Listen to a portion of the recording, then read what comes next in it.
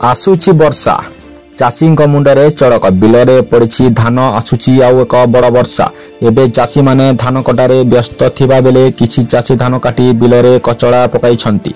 एपटे वर्षा संभावना नहीं चाषी आखिरु निद हजिगलानी। आसंता 21 तारिख जाए राज्य रे विभिन्न स्थान रे वर्षा संभावना रही।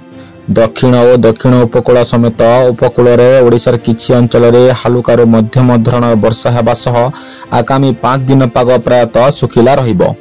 24 घंटे अधिकांश जिले में वर्षार संभावना। आसंता 3 दिन जाए राज्य में वर्षा लगी रहिबो।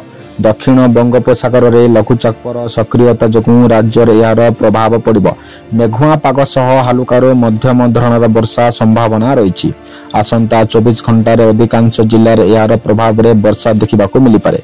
मालकानगिरी, कोरापुट, नवरंगपुर, गंजाम, गजपति, रायगड़ा, कलाहांडी, कंधमाल, नयागढ़, खोर्धा, पुरी, बौद्ध, जगतसिंहपुर, केन्द्रापड़ा, भद्रक, जाजपुर, कटक, ढेंकानाल और अनुगुल रे गोटे किंबा 2टी स्थान में वर्षा होबार संभावना रही। सेहीपरि आसंता काली उपकूल ओडिशा रे किछि अंचल मानकरे वर्षा होबार संभावना थिबा बेले कोरापुट, मालकानगिरी, रायगड़ा, नवरंगपुर, कलाहांडी, कंधमाल, नुआपड़ा, बलांगीर, बौद्ध, सोनपुर, अनुगुल, ढेंकानाल, केन्दुझर और मयूरभंज जिले में गोटे 2टी स्थान में मध्यम धरणर वर्षा होगा नहीं पूर्वानुमान करिछि पाणीपाग विभाग। एही क्रम में डिसेम्बर 21 तारिख में खोर्धा, पुरी, जगतसिंहपुर, कटक, केन्द्रापड़ा, जाजपुर, भद्रक, मयूरभंज और बालेश्वर में गोटे किंबा 2टी स्थान में हालुकारु वर्षा होबार संभावना रही।